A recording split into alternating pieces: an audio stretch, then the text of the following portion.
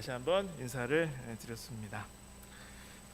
우리 한 마음으로 함께 기도하면서 우리가 바라보고 있는 우리의 사역과 시간이 있습니다. 무엇이고 언제이지요? 바로 우리 대전도회입니다. 우리 소망이라는 큰 주제와 함께 6월 27일 월요일부터 7월 1일 안식일까지 개최됩니다. 우리 예문교회 담임하시는 김영수 목사님께서 강사로 봉사를 하실 것이고요. 여러분의 이 간절한 기도와 또 여러분의 주변 분들을 초청하는 여러분들의 노력에 하나님께서 풍성한 은총으로 응답하시기를 간절히 바랍니다. 우리 마태복음 28장 19절로 21절 여러분 많이 암송도 하시는데요. 우리에게는 지상 최대의 사명이 있습니다. 여러분 많이 기억하시죠? 우리 같이 한번 읽어보실까요? 마태복음 28장 19절로 21절에 있는 말씀입니다. 같이 읽겠습니다. 그러므로 너희는 가서 모든 민족을 제자로 삼아 아버지와 아들과 성령의 이름으로 침례를 베풀고 내가 너희에게 분부한 모든 것을 가르쳐 지키게 하라. 볼지어다 내가 세상 끝날까지 너희와 항상 함께 있으리라 하시니라. 이러한 사명이 또 우리 전도회를 통해서 많은 풍성한 결실을 맺게 되기를 간절히 바랍니다. 여러분 이 전도회는 이 네 가지 든지가 있는데 아시나요? 네 가지 든지. 예레미야 1장 7절에 있는 말씀입니다. 제가 읽겠습니다. 여호와께서 내게 이르시되 너는 아이라 말하지 말고 내가 너를 누구에게 보내든지 너는 가며 내가 내게 무엇을 명령하든지 너는 말할지니라. 두 가지가 나오는데요. 무엇이죠? 누구에게 보내든지 그리고 내가 내게 무엇을 명령하든지 그것을 말하라 라고 성경은 우리에게 호소하고 있습니다. 그 다음에 에스겔 2장 7절에 보면요, 그들은 심히 패역한 자라 그들이 듣든지 아니 듣든지 너는 내 말로 고할지어다. 에스겔 선지자에게 포로 신분이지만 하나님께 계속 반역하고 마음을 닫고 있는 동족들에게 가서 하나님의 뜻과 예언을 선포하라 그러면서 이 말씀을 주셨죠. 그래서 듣든지 아니 듣든지 일단 알려주기는 해야 한다라는 급박한 간곡한 하나님의 호소입니다. 네 번째인데요, 디모데후서 4장 2절에 있는 말씀입니다. 같이 읽으실까요? 너는 말씀을 전파하라. 때를 얻든지 못 얻든지 항상 힘쓰라. 범사에 오래 참음과 가르침으로 경책하며 경계하며 권하라. 그렇습니다. 때를 얻든지 못 얻든지 상황이 좋든지 시간이 좋든지 그렇지 못하든지 간에 전파하라, 전하라 라고 이렇게 말씀하셨습니다. 왜 이렇게 네 가지 든지에도 불구하고 전하라고 하셨을까요? 그만큼 중요하고 급박한 생사가 걸린 기별이기 때문이죠. 이 말씀에 잘 순종하는 저와 여러분이 되시길 간절히 바랍니다. 여기 교회 증언 9권 30쪽에 이런 말씀이 있습니다. 하나님께서는 이 시대를 위한 진리의 지식을 위탁받은 모든 사람에게 개인적인 봉사를 기대하신다. 모든 사람이 선교사로서 낯선 땅으로 갈 수는 없지만 그들은 가정과 이웃에서 국내의 선교사가 될 수 있다. 우리 주변에 있는 분들에게 예수님을 증거하는 삶을 살게 되기를 간절히 바랍니다. 여기 이 HS 이게 뭔가 봤더니 우리 재림교회의 외방 선교의 역사 스케치라는 그런 것이더라고요. 여기 보면 이런 말씀이 있습니다. 자기 자신의 영혼을 살아 있도록 하는 것은 남을 위해 일하는 데 달려 있다. 우리가 활동하고 남을 위해 봉사할 때 우리 자신이 신앙이 살아나게 된다라고 말씀하셨습니다. 가장 활력 있게 살아있는 우리 6월달과 7월달이 되시기를 간절히 바랍니다. 그래서 오늘은 좀 전도회를 앞두고요, 그리스도의 향기라는 제목으로 말씀을 나누고자 하는데요, 부제목으로 쉽고 좋은 전도법이라고 제목을 붙여 보았습니다. 제가 오늘 나눌 내용에 거의 주된 것은 우리 이미 2019년도에 함께 살펴보았던 사경회 하나님의 꿈과 연결된 교회에서 이미 우리가 나눴던 것입니다. 우리 한번 또 복습을 하시고 다시금 우리가 선교할 때에 잘 실천할 수 있는 기회가 되었으면 좋겠습니다. 오늘의 주제 선고는요, 고린도후서 2장 14절로 16절에 있는 말씀인데요, 우리 하나님의 말씀 고린도후서 2장 14절로 16절을 같이 읽으시겠습니다. 항상 우리를 그리스도 안에서 이기게 하시고 우리로 말미암아 각처에서 그리스도를 아는 냄새를 나타내시는 하나님께 감사하노라. 우리는 구원받는 자들에게나 망하는 자들에게나 하나님 앞에서 그리스도의 향기니 이 사람에게는 사망으로부터 사망에 이르는 냄새요, 저 사람에게는 생명으로부터 생명에 이르는 냄새라. 누가 이 일을 감당하리요. 사도 바울은 성령의 지혜와 영감을 받아서 우리 주님을 따르는 사람들이 있는 곳곳에서 그리스도의 향기다, 이렇게 말씀을 하셨습니다. 자, 우리 전도, 선교에 관해서 이야기를 나눌 것인데요, 질문을 한번 드리면서 시작을 하겠습니다. 여러분, 솔직히요, 전도 쉬운가요? 어려운가요? 네, 쉽지만 않지요. 일반적으로 어려움을 많이 실제로 경험을 합니다. 왜 어려우신가요? 아마 가장 큰 이유는 이 거절에 대한 두려움이 아닐까 싶습니다. 우리가 만일 우리 전도 대상자의 입장으로 생각을 해보면 우리가 좀 쉽게 이해를 할 수가 있는데요, 우리가 이렇게 거리를 다니다 보면 전도하는 사람을 만나는 경우가 있습니까? 없습니까? 있지요. 그럼 여러분들은 내게 다가와서 이렇게 전도하는 사람을 만났을 때 반가우신가요? 아니면 부담스럽고 피하고 싶으신가요? 낮에 혹시 집에 있으시다 보면 드물기는 한데 가끔 초인종 누르면서 전도하려는 사람 만나요, 안 만나요? 1년에 한두 번씩은 이렇게 만납니다. 더 많이 만나시는 분. 그러면 그런 사람들 찾아왔을 때 나의 마음에 드는 생각 솔직히 어때요? 근데 전도가 조금 부담스럽고 어렵게 느껴지는 또 다른 이유는 일종의 자격지심 때문에 그렇습니다. 그러니까 신앙적으로 나도 무엇인가 부족하다고 느끼기 때문에 그래요. 이럴 때는 두 가지가 필요한데, 근본적으로는 회개와 각성이 필요하고요, 그 다음은 약간 이 인식, 이해를 우리가 좀 바꿀 필요가 있어요. 전도의 주체가 나일까요? 하나님이실까요? 사실은 하나님이십니다. 우리 자연적 교회 성장 NCD에서 나누는 그 자료에 보면 전도가 어렵고 힘들어진 이유들을 다음과 같이 이야기를 합니다. 첫 번째, 복음을 전하는 그리스도인들에게 압력을 가합니다. 전도를 해야만 합니다. 두 번째, 전도 대상자에게 압력을 가합니다. 세 번째, 전도 프로그램 어떤 순서에 무슨 세미나 이런 거에 압력을 가합니다. 네 번째, 하나님께 압력을 가해요. 여러분이 예레미야 33장 3절에 보면 너는 내게 부르짖으라 내가 내게 응답하겠고, 그래서 막 이렇게 외치면서 하나님께 압력을 가하는 것입니다. 이래서 이러한 접근으로 나갈 때 우리는 힘듦을 경험하게 된다라고 이야기합니다. 일단 우리가 한번 짚고 넘어가겠습니다. 자, 전도는 하나님의 말씀을 전하는 것입니까? 아니면 하나님의 사랑을 전하는 것입니까?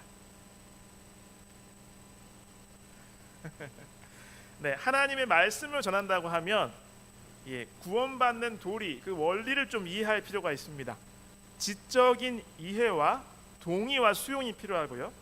예, 하나님의 사랑, 그렇죠. 세상에서 경험할 수 없는 그 엄청난 사랑을 전한다고 하면 이 감성적인 접근이 필요하고 이 감동과 감사를 느끼고 또 느끼게 해야 될 그런 필요가 있죠. 그런데 정답을 말하면 둘 다 전해야 하겠죠. 근데 그동안 우리의 전도가 혹시 50% 부족한 불균형한 전도는 아니었는지 한번 돌아볼 필요가 있습니다. 진리의 말씀만을 전하는 전도가 아니었나, 아니면 오직 사랑만을 전하는 전도가 아니었나 하는 것입니다. 여러분 혹시 뭐 이러한 이야기들 한다고 그러한 이야기를 들어본 적이 있으신가요? 이 교회에 진리가 있는 것은 맞는데 사랑은 없네요. 그러면 뭐에 치중해서 전하는 거예요? 말씀에 치중해서 하나님의 사랑을 충분히 전달하지 못한 것입니다. 혹은 이런 경우도 있어요. 아휴, 그래, 내가 고마워서라도 까짓것 침례 받아줘. 사랑은 전달되었을지 모르는데 무엇인가 깨달음, 진리가 부족한 것이죠. 그런데 우리 주님은 사랑이시며 또한 진리이시죠. 그래서 요한복음 14장 6절에 주님께서 내가 곧 길이요 진리요 생명이니 말씀하셨고, 요한일서 4장 16절에 하나님은 사랑이시라라고 성경은 분명히 선포하고 있습니다. 두 가지를 다 전해야 합니다. 그런데 둘 중에 무엇을 먼저 전하는 것이 좋을까요? 우리 그래서 예전에 나눴던 이 책에도 이렇게 언급을 하고 있습니다. 반드시 그래야 하는 법은 없지만 대부분은 사랑이 먼저이고 그 다음이 말씀이다. 일반적으로 사람들은 하나님을 아는 사람들의 사랑에 감동해서 마음 문을 열고 그 다음 하나님의 말씀을 배우고 예수님을 영접한다. 전도의 4가지 유형으로 우리 전도의 방식이나 우리 추구의 방향을 분류를 할 수 있다고 합니다. 여러분 혹시 뭐 이러한 표를 보신 적 있으시죠? 뭐 low risk, low return, high risk, high return 이렇게 하잖아요. 뭐 이런 투자 대비 뭐 효과 이런 거, 소득, 뭐 수익 이런 거 말할 때 쓰는 겁니다. 그런데 전도도 노력 대비 효과성으로 이런 방식으로 분류가 가능할까요? 네, 한번 해본다면, 자, 제가 지금부터 이렇게 이야기를 드릴 테니까 이것이 어떤 방식인지 한번 여러분 맞춰보세요. 첫 번째, 높은 위험, 높은 은혜가 있습니다. 이 노력 대비 효과성에 따라 한번 유형을 분류해 보는 거예요. 위험하고 도달하기, 달성하기 어려운 사명입니다.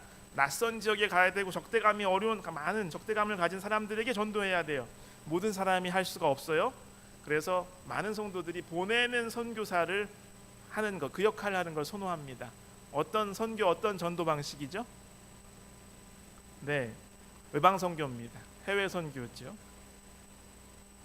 그다음 높은 위험, 낮은 은혜가 있습니다. 위험하고 힘들어요. 근데 결과는 대체로 미흡합니다. 낯선 사역에 큰 믿음과 용기가 필요합니다. 이렇게 하다가 보면 전도에 대한 회의가 생길 염려도 있어요. 그러나 꾸준히 묵묵히 해야 되는 그런 전도 사역입니다. 어떤 방식입니까? 네, 집집 방문입니다. 그다음 낮은 위험, 낮은 은혜가 있습니다. 위험하지 않고 누구나 할 수 있어요. 하지만 큰 결과를 기대하기가 약간 어렵습니다. 노력 대비 효율성이 극도로 낮아요. 하지만 꾸준히 할 필요가 있습니다. 뭘까요? 네, 이건 전도지 분급, 이런 방법입니다. 그러면 낮은 위험과 높은 은혜를 거둘 수 있는 방법도 있을까요?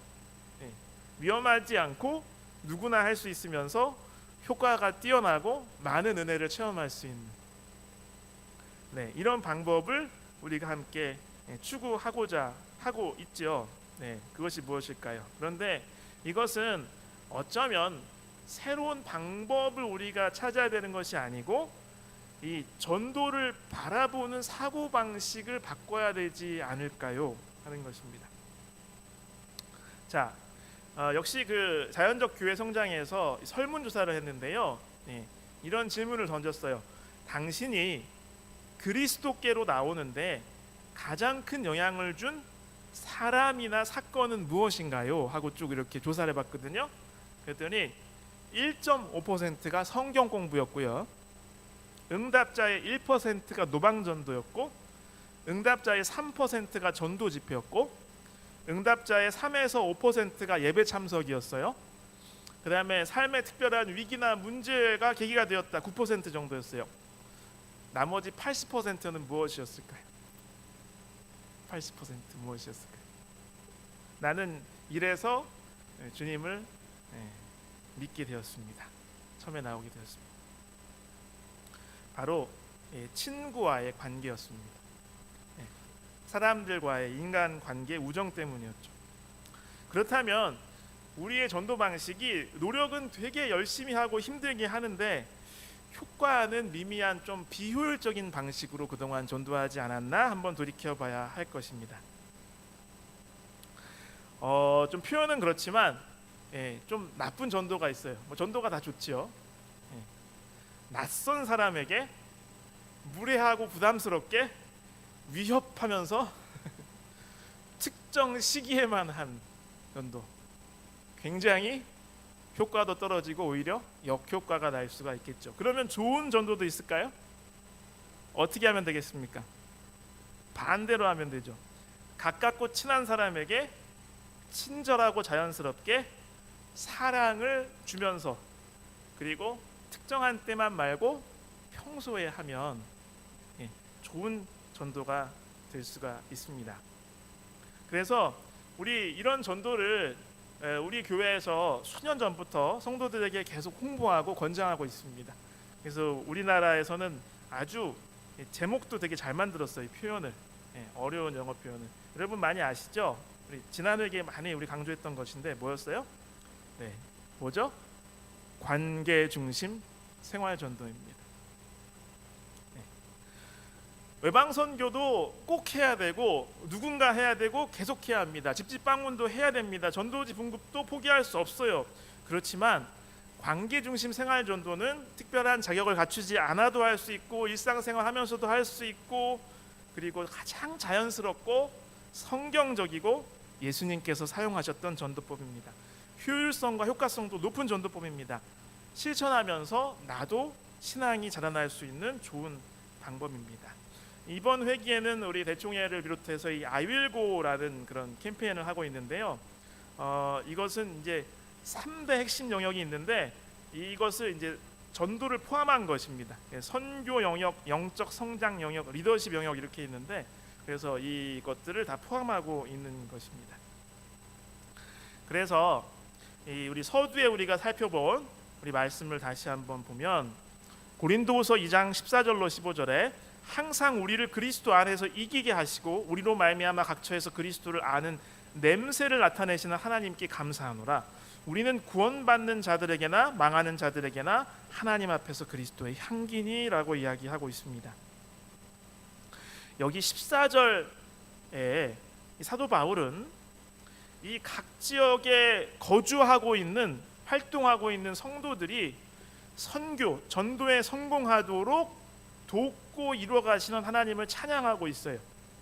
그래서 이 향이 그 당시 로마 제국의 어떤 그 분위기 속에서 이해하면은 더 우리에게 이해가 더 쉬운데요. 이렇게 개선 행진 할 때 같이 향을 피웠다고 합니다. 그래서 그 향로의 향이 승리를 상징하는 그러한 배경이 있다고 하는 것이죠. 그런데 15절에 이 냄새를 이제 향기로 바꿔서 이야기를 하고 있습니다. 그래서 향기, 유오디아, 좋은 냄새로 이렇게 이야기를 하고 있습니다. 그래서 이 그리스도의 향기라는 것을 우리가 묵상해 보고 성경의 용례를 찾아보면요, 이 원래 하나님께 제사를 드릴 때 번제로 바쳐진 그 제물이 타는 냄새를 하나님께서는 향기로운 냄새다라고 말씀하셨어요. 근데 사실 이게 향기로운 냄새예요? 굉장히 역겹고 그렇죠. 그런데 하나님께서는 바로 독생자이신 예수 그리스도의 희생을 통해서 죄인들이 희망과 구원의 기회를 얻는 걸 생각하면서 향기로운 냄새라고 하셨던 것이죠. 그래서 에베소서 5장 2절에도 예수님께서 기꺼이 우리를 위해서 향기로운 제물이 되셨다고 증거하고 있습니다. 결국 그러므로 이 그리스도의 향기라고 하는 향은요, 그리스도의 희생을 통해서만 피어오르는 것입니다. 결국 우리의 삶에 그리스도의 향이 풍겨나려면 우리 안에 그리스도께서 사실 때 가능하다라는 말씀이죠. 오늘 우리의 삶 속에 예수님께서 항상 사시고 우리의 삶을 향기롭게 변화시켜 주시길 간절히 바랍니다. 여기서 정로의 계단 77쪽에 그리스도의 사랑이 마음속에 있으면 마치 좋은 향기 같아서 그것을 숨길 수 없는 것이다. 이 사랑의 거룩한 가마는 우리가 접촉하는 모든 사람이 받게 될 것이다 라고 이야기하고 있습니다. 이 설득 전도법이 있으면 은혜 전도법도 있는 것 같습니다. 이 논리와 이성에 호소할 필요가 있습니다. 이것은 공격이나 비판을 반박할 때 유용하고요. 그리고 이미 잘 귀담아 들을 자세가 갖춰진 사람에게는 이게 필요합니다. 그리고 교양 있고 지적인 대상에게 이것이 잘 부합해요. 그런데 때로는 이것이 굉장히 공격적인 느낌을 갖게 합니다. 상대방이 방어적인 태도를 취하게 하고, 또 말하다 보면 서로 자기의 의견을 강조하다 보면 논쟁이 되기 쉬워요. 그러면 내가 논리적으로 다 이렇게 이해를 시킨다 할지라도 상대방이 패배한 느낌이 들면 괜히 반감을 가지고 분해합니다. 여러분 혹시 이런 문구를 한번 들어보셨는지 모르겠습니다. 오늘 아침에는 당신이 직접 신발을 신으셨습니다. 그러나 오늘 밤 장의사가 그 신발을 벗길 수도 있습니다. 여러분 이런 그 문구 전도지나 이런 걸 보면 여러분 어떤 느낌이 드세요? 네, 위협하는 거예요. 뭔가 영적인 진실을 지적하고 있지만 긴장하고 정신 바짝 차리게 만들 수도 있지만 그러나 기분이 좋지가 않을 수 있다는 거죠. 요즘에 있는지 모르겠는데 번화가에 가면 계속 이렇게 예수천당 불신지옥 하면서 외치고 큰 이런 플랜카드 같은 걸 들고 다니시는 분들이 있죠. 그런데 이런 전도 방법에 대해서 사람들은 많이 무례하다고 느낍니다. 그리고 오히려 예수님에 대해서, 하나님에 대해서 굉장한 오해를 불러일으킬 수 있습니다. 정말 죄인들을 지옥에 집어넣어놓고 영원토록 고통을 주는 그런 악마스러운 모습으로 오해를 줄 수가 있습니다. 사도행전 17장에 보면 이 바울 전도단이 아테네에서 선교한 것을 이야기를 하고 있는데요. 그것을 사도행전 240쪽에는 복음 기별이 아덴인들 중에서 비교적 성공을 얻지 못한 이유를 지성과 인간의 지혜를 자랑하는 그들의 교만에서 찾을 수 있을 것이다. 거기 있는 사람들은 이 논리적으로 따지고 토론하기 좋아하고 새로운 것 듣기 좋아했는데요. 그래서 그것에서 저거 참 새롭네, 일리가 있네 했지만 그뿐이라는 것입니다. 아테네 선교에서도 이 바울과 전도단이 소중한 영혼들을 얻었습니다만은 그렇게 많은 결과들이 있지 않았죠. 그래서 여기 사도행전 240쪽에 웅변적인 말로도 힘있는 논증으로도 죄인을 회심시킬 수 없다. 오직 하나님의 능력만이 마음에 진리를 작용시킬 수 있다라고 이야기하고 있습니다. 그래서 바울은 이런 경험 때문에 그러는지 모르지만 그 이후에는 이런 어떤 그가 웅변도 하고 논리적인 말도 했지만 그렇게 전도를 잘 하지 않았던 것 같습니다. 설득력 있는 지혜의 말로 하지 아니하고 다만 성령의 나타나심과 능력으로 전도하고 예수 그리스도와 그가 십자가에 못 박히신 것 외에는 아무것도 알지 않기로 결심했음을 우리는 알고 있습니다. 은혜 전도법이 있죠. 여러분 사도행전 2장에 보시면 바로 그 초기 교회의 모습인데요. 46절로 47절에 날마다 마음을 같이하여 성전에 모이기를 힘쓰고 집에서 떡을 떼며 기쁨과 순전한 마음으로 음식을 먹고 하나님을 찬미하며 또 온 백성에게 칭송을 받으니 주께서 구원받는 사람을 날마다 더하게 하시니라. 그러니까 이 교회라는 이름을 가진 최초의 믿음 공동체였는데 그들의 선교 방법은 일반 대중에게 거부감을 주거나 욕을 먹기는커녕 칭찬받는 전도법이었다고 하는 것입니다. 여기 그래서 이 예전에 함께 나눴던 교재의 저자는 이렇게 이야기합니다. 그들이 어떻게 전도했는지 몰라도 사람들은 그들을 기피하거나 비난하지 않고 칭찬했다. 욕먹는 전도가 아니라 칭찬받는 전도를 했던 것이다. 겨우 한두 사람 인도한 것이 아니라 날마다 많은 사람들이 그들에게 몰려들었다. 그들은 서로를 사랑할 뿐 아니라 이웃을 섬겼다.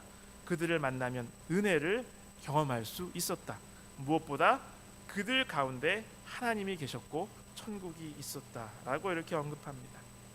계속해서 좀 인용문을 말씀을 드리면요, 만약 사람들이 우리에게 설득을 당한다면 그것은 우리에게 있는 멋진 논리 때문이 아니라 우리의 삶을 통해 나타난 그리스도의 십자가의 사랑이기 때문이어야 한다. 같이 한번 읽겠습니다. 우리의 행동에서 나타난 하나님의 사랑이야말로 우리가 사용할 수 있는 가장 설득력 있는 언어이다. 말과 행동을 통해서 진심이 드러날 때 그것이 강력한 힘을 발휘한다는 이야기입니다. 그러므로 오늘 다시 한번 우리 원리로 돌아가서요, 우리가 전도하고 선교할 때 우리는 관계에서 시작해야 합니다. 여기 구호봉사에는 바로 이 예수님께서 사용하시고 성경적인 전도 방법에 대해서 이렇게 묘사하고 있는데요, 이 번호는 제가 좀 우리가 이해하기 쉽도록 임의로 붙인 거거든요. 제가 1번, 2번, 3번 이렇게 해볼 테니까 여러분이 그 뒤에를 한번 읽어주시겠어요? 같이요? 자, 1번, 2번,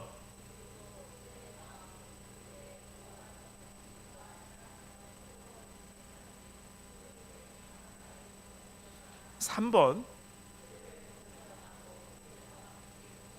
4번, 5번,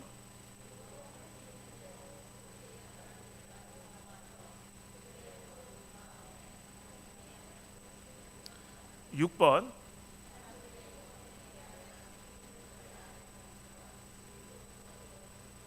7번,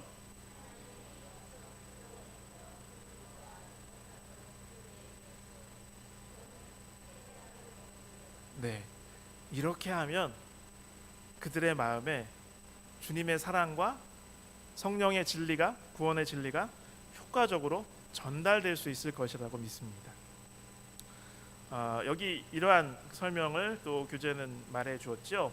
우리는 간혹 아는 사람은 소홀히 여기면서 모르는 사람을 전도하려고 애쓴다. 그러나 정작 새 신자가 되는 사람들은 가족, 친척 아니면 이웃이나 친구들이다. 자주 만날 수 있고 나를 잘 아는 사람을 전도하는 것이 더 쉽다. 만약 이것이 더 어렵다면 자신의 신앙에 문제가 있는 것이니 기도해야 한다, 이렇게 이야기하고 있습니다. 그만큼 전도는 특정 기간의 이벤트와 관심이 아닌 평소에 나의 말과 행동과 평소의 관심에 좌우된다고 지적을 하고 있습니다. 그래서 하나의 그 사례로 제시한 것이 있는데요, 이제 우리 여자 성도들이 많다 보니까 이 어떻게든 교회에서 그 남편들을, 믿지 않는 남편들 전도하려고 애를 많이 쓰셨다고 합니다. 특별히 목사님께서 앞장서서 이거를 하시고 모범을 보이시려고 애를 많이 쓰셨는데 목사님들 끈질기게 이렇게 노력을 하셨대요. 그래가지고 계속 연락을 하니까 그 몇몇 남편들이 야, 이 정도로 계속 그러는데 한번 일단 만나주자. 그래서 제일 처음에 어디를 초청했냐면 호프집으로 초청했대요. 그래서 목사님이 그냥 가셨대요. 가만히 옆에서 우리 같이 시간이 있었죠. 그 다음에는 이제 볼링장에서 이제 만나서 볼링장을 만났답니다. 그 다음에 이런 걸 통해서 결국은 교회까지 오게 되었다는 거예요. 그래서 그렇게 열심히 남편을 전도하기 위해서 모범적으로 열심히 앞에서 사역하시던 목사님은 옮기셨지만 그들 중에 그 남편들 중에 몇 명이 그것이 이제 하나의 관계가 형성이 돼서 이렇게 교회에 남게 되었다라는 이야기입니다. 이 관계 정도는 결국 개인을 이렇게 다루시는 예수님의 전도 방법이기도 했어요. 여기 마태복음 11장 19절에 보면 재미있는 표현을 예수님께서 하셨는데, 사람들이 나를 이렇게 평가하더라 이렇게 이야기하신 거죠. 인자는 와서 먹고 마심에 말하기를, 보라, 먹기를 탐하고 포도주를 즐기는 사람이요 세리와 죄인의 친구로다 하니 지혜는 그 행한 일로 인하여 옳다함을 얻느니라. 여러분, 이런 표현 보면 예수님의 평소의 행동이 어떠셨던 것 같아요? 함께 식사를 자주 하셨죠. 그리고 주로 사회에서 지탄받는 사람들, 일반적으로 좀 질이 나쁜 사람이라는 손가락질 받는 사람들하고 즐겨 어울리셨다는 것이죠. 여기서 시대의 소망 152쪽에 이런 말씀이 있습니다. 우리는 사교적인 교제를 끊지 말아야 한다. 우리는 다른 사람들로부터 자신을 격리시켜서는 안 된다. 우리는 모든 계층의 사람들에게 이르기 위해 그들이 있는 그곳에서 그들을 만나야 한다. 그들이 자발적으로 우리를 찾는 일은 드물 것이다. 먼저 가야 한다는 것이죠. 결국 세상은 우리에게 적대적으로 생각하고 전도할 때 꺼려하는 그런 태도를 보일 수가 있지만, 진실한 신앙에, 진실함에 목말라 있습니다. 진짜 그리스도인, 진짜 예수의 제자는 정말 이런 것에 관심도 없고 약간 거부감까지 있는 세속적인 사람들에게도 신선한 충격과 잊을 수 없는 감동을 주게 되는 것이죠. 수년 전에 연말에 이런 기사가 났었어요. 12개월 만에 거액의 나눔천사가 나타났다라는 이야기였어요.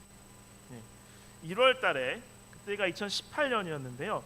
손편지와 함께 2억 6,400만 원을 기탁했던 사람이 동일하게 12개월 만에 5,534만 8,730원을 기부를 했대요. 그래서 이 경남 사회복지공동모금회에 한 통의 전화를 받고 나가봤더니 그 전화 내용은 사무실 입구에 물건 놔뒀으니까 찾아가세요. 갔더니 이게 있었답니다. 그래서 그 담당자가 와서 봉투를 확인했더니 편지와 함께 5만 원권 지폐가 들어있었어요. 그게 5,534만 8,730원이었는데요. 마침 같은 단체에 12월 전에 2억 6,400만 원을 익명으로 기부하면서 편지 썼던 글씨체랑 똑같은 것입니다. 이러한 내용이 적혀 있었대요. 이게 그 당시 굉장히 인터넷에도 유명했어요. 2018년 12월 어느 날, 내 이웃을 내 자신과 같이 사랑하라는 예수님의 가르침을 흉내라도 내고자 1년 동안 넣었던 적금을 이분들한테 사용되길 바랍니다. 넉넉지 않은 액수이기에 점점 소수의 가난하고 병원비가 절실한 가정에 중증 장애 아동의 수술비와 재활치료에 사용되길 바랍니다. 내년에는 우리 이웃들이 올해보다 더 행복하고 덜 아팠으면 좋겠습니다.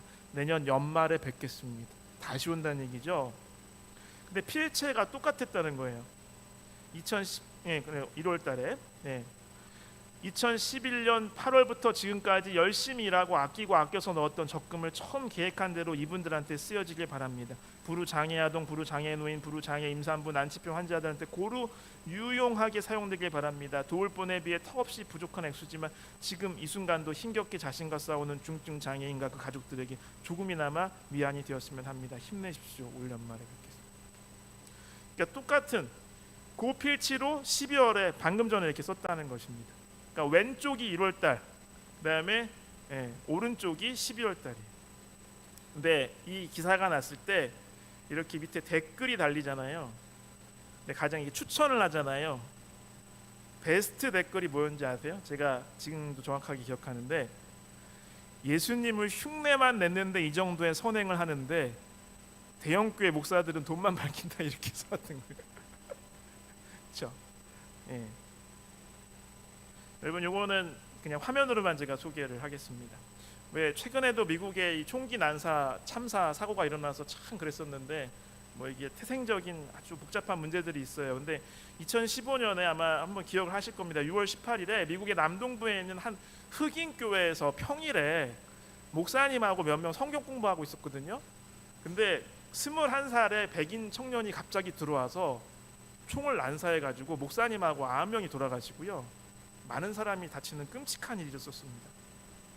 이 딜런 로프라는 그 용의자가 잡히게 되었는데요, 심각한 백일 우월주의자였다가 평소에 마약도 좀 하고 21살 성년 기념으로 총 선물 받았는데 그걸 가지고 있다 이렇게 범행을 저질렀대요. 근데 판결을 내리고 수감되기 전에 그 이렇게 인터뷰를 화상으로 그 피해자 가족들하고 이렇게 하게 시켜주더라고요. 용의자랑.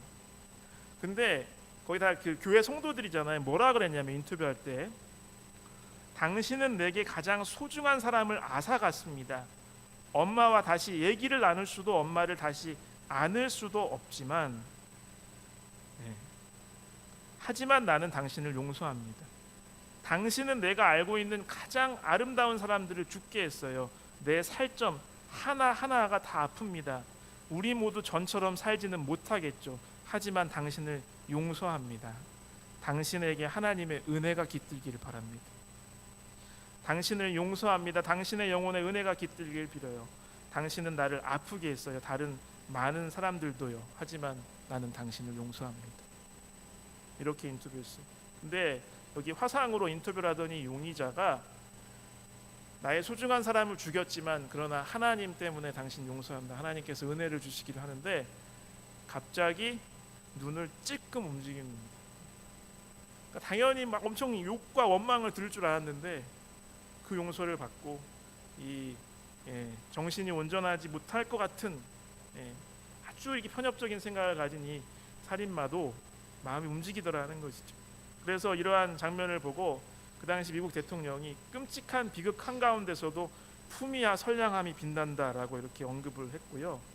그래서 이 희생자를 위해서 기도를 하는데 수천 명이 와서 같이 함께 예배드리면서 주문했다 이런 내용이 있습니다. 여기에 이런 댓글이 올라왔어요. 보통 교회 관련 기사 나면 좋은 평들이 별로 없거든요. 근데 여기 이런 얘기가 있었어요. 나도 무신론자이지만 이럴 때만큼은 종교 욕 좀 하지 말자. 자비와 용서, 그들의 종교적 신념은 이번만은 정말 위대해 보이니까. 여러분, 사람들이 교회를 멀리하는 것은 세상이 세속화되었기 때문이 아니라 교회가 세속화되었기 때문입니다. 그래서 현대인들은 너무나 많이 보고 속았기 때문에 진실을 바라는 것입니다. 교회를 싫어하고 그리스도인을 싫어하는 게 아니고 진짜 그리스도인을 보고 싶어 하는 것이지요. 네. 우리와 접촉하여 우리 교회를 방문하는 사람들이 이 사람들은 확실히 다르구나. 여기에는 뭔가 특별한 것이 있다. 내가 찾던 곳이구나 라고 느끼지 못할까 봐 걱정하고 있지 않는가라고 지적하고 있습니다. 진짜를 보여주고 싶으면 우리 안에 그리스도께서 계셔야 한다.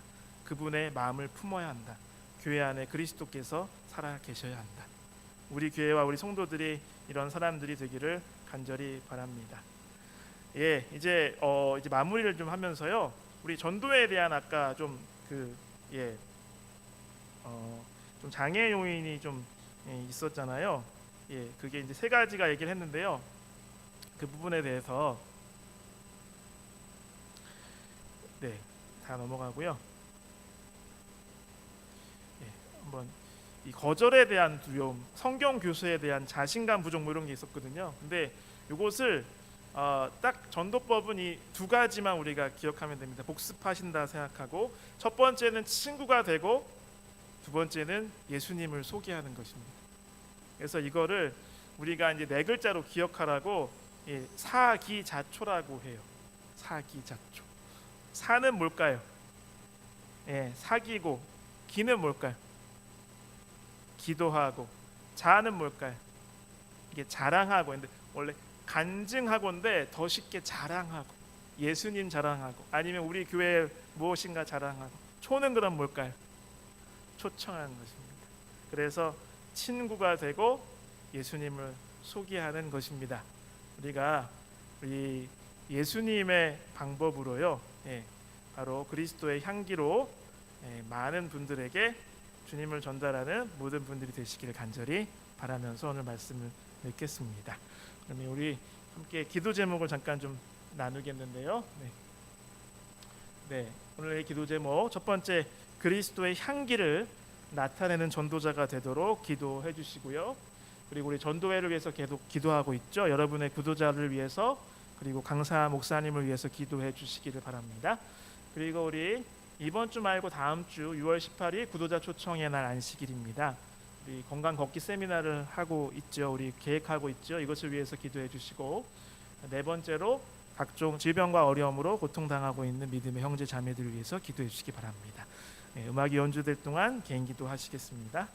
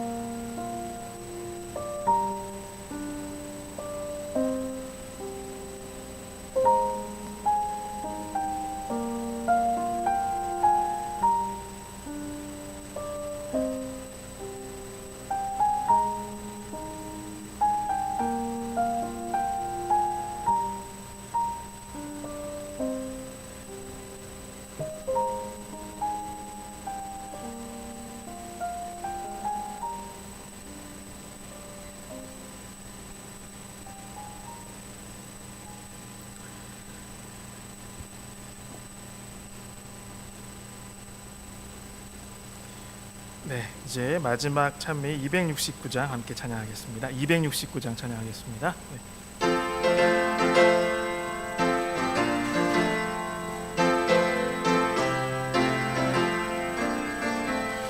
빛을 가진 선구자 너는 가라 어두운 그늘 세상에 주의 말씀 전하러 너는 가라 복음의 빛 비추라 생명의 빛 비추라 복음의 빛 비추라 죄로 든 밤 빛을 비추라 빛을 가진 선구자 주님 함께 하시니 너는 가라 주님의 일 행하라 주의 자비 전하러 너는 가라 복음의 빛 비추라 생명의 빛 비추라 복음의 빛 비추라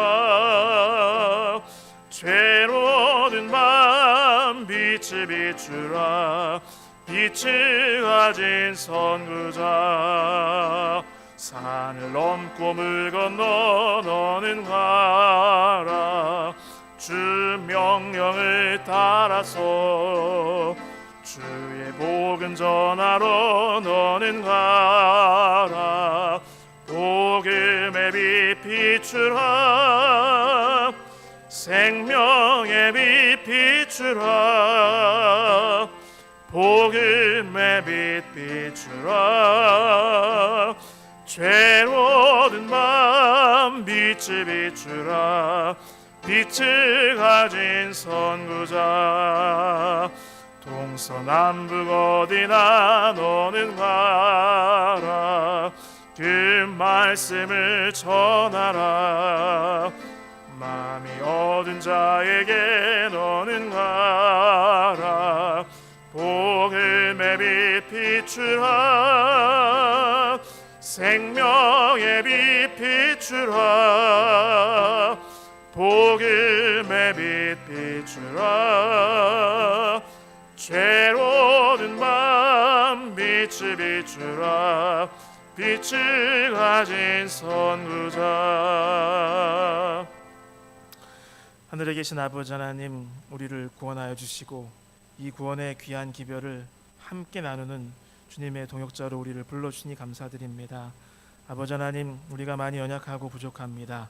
주님 불쌍히 여겨주시고 성령의 능력을 더하시고 우리가 온전히 주님께 굴복하고 주님을 온전히 따르고 주님과 깊이 교제함으로 주님께서 우리를 통해서 마음 놓고 강력하게 역사하시도록 겸손하게 주님 앞에 무릎 꿇을 수 있도록 인도하여 주시옵소서. 아버지 하나님 우리 주변의 사람들에게 정말 주님의 사랑을 가지고 그들을 위해서 기도하고 그들을 위하는 마음으로 전도할 수 있도록 도와주시고 그들에게 진실한 친구가 되고 그리고 우리의 유일한 희망이신 예수님을 소개하는 주님의 제자들 될 수 있도록 인도하여 주시옵소서. 그리하여 우리의 삶에 그리스도의 향기가 묻어나는 삶이 될 수 있도록 남은 한 주간도 인도하여 주시고 특별히 우리 준비하고 있는 20일 앞으로 다가온 전도회에 우리가 잘 준비하고 주님께 간구함으로 풍성한 열매를 거둘 수 있도록 복 내려 주시기를 예수 그리스도 이름 받들어 간절히 기도드리옵나이다. 아멘.